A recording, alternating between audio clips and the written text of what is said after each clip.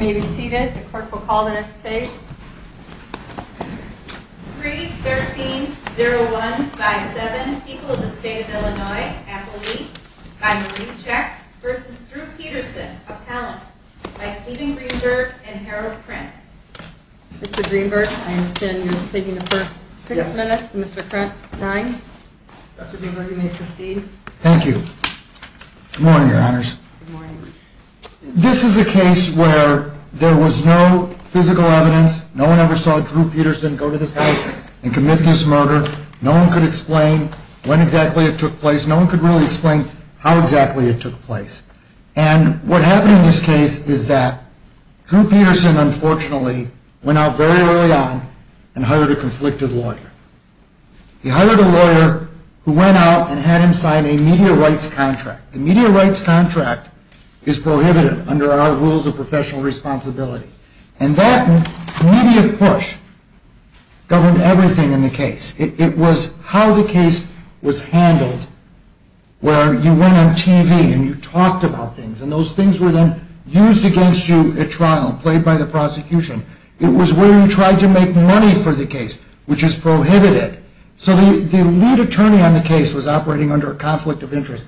And all of our other issues sort of flow from, almost all of our other issues, flow from that. And when I say it was a conflict of interest, there's some discussion in the briefs about what kind of a conflict of interest it was.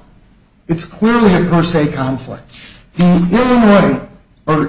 New York bar has the same rules that we have. And the rules on literary rights, which are the media rights, come from the ABA rules, the model rules of the ABA. And in New York, they've got a commentary for that that's put out by the New York bar. And that commentary says, a lawyer in a criminal case who obtains from the client television, radio, motion picture, newspaper, magazine, book, or other literary or media rights, which is exactly what happened here, with respect to the case may be influenced, consciously or unconsciously, to a course of conduct that will enhance the value of the literary or media rights to the prejudice of the client. And that's what happened here. We had a course of conduct that went on in this case that was just mind-boggling. From appearing on TV stations and talking about the crime, which was played at trial, used against them, till ultimately culminating with the calling of Harry Smith at trial. But didn't your client have other counsel as well?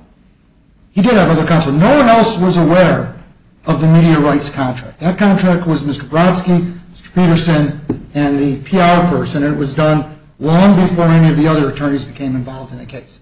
So no one else was aware of it. And frankly, I know this is an argument that the state has made in relation to the ineffective assistance, that there were 6 attorneys with all this experience. There is no case that says that because you have more than one attorney, or 5 attorneys, or 10 attorneys, that something can't be ineffective. It is the decision that is the focus of whether or not something's ineffective. Well, let's go with this pretrial publicity. So how, in your mind, let's assume he's got a conflicted lawyer and they do this, the publicity right. How are you going to cure that? It shouldn't have come in. But it did. So what do we do about it? What do the courts do about that? Well, it's a per se conflict. When it's a per se conflict. And then what? Okay, I get it. And then what? You get a new trial. And if you get a new trial, what's to stop the prosecution from playing that stuff that happened before? Well, because it shouldn't have been. If your attorney that's giving you advice is conflicted, the prosecution should not be able to use that evidence against you at a trial. Well, the prosecution didn't hire that lawyer. And are you saying if a guy hires a lawyer, you go out and commit a crime, you hire a lawyer and say, let's do media rights, and then you go on TV and say, you know what, I did it. I confessed, and here's how I did it. And then they say, oh, you got a conflicted lawyer, and so we're going to give you a new trial. And then if the new trial, they can't use that confession? Well, they shouldn't be able to. And the reason is because the lawyer shouldn't have done the media thing in the first place. That's why the rule exists. Who hired the lawyer? The client hired the lawyer.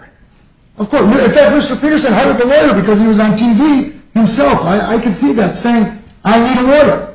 But when the lawyer comes in, there's the old saying that he who doesn't talk walks. There's reasons why you don't get cases where criminal defense lawyers go in and have their clients talk about the crime.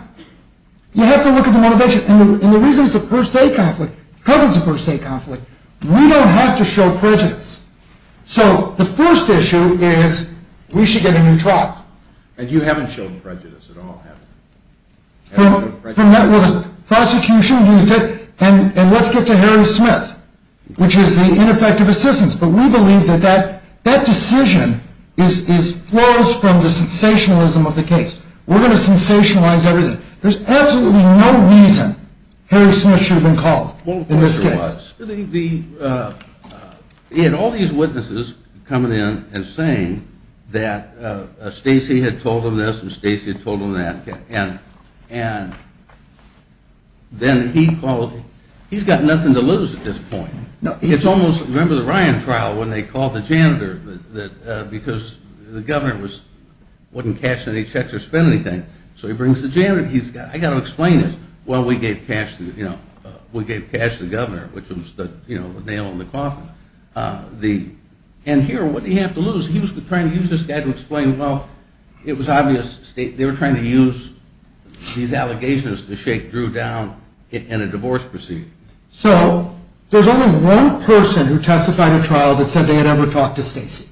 One, not all these people. One, which was Pastor Short, was the only one. And if you think about it, the reason that was offered at trial, the initial reason was, well, this is for extortion, to show she's an extortionist.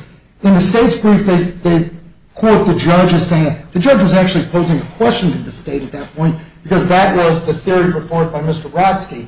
Then, when the judge talked to Mr. Brodsky about it, Mr. Brodsky agreed that it's really not extortion when she talked to Shorty, because how was Shorty going to help her extort anybody? Counselor, 1 minute. Thank you. She's talking to Pastor Shorty, and she's saying to him, I have this information. Please don't tell anyone. There's no extortion. What was he going to do?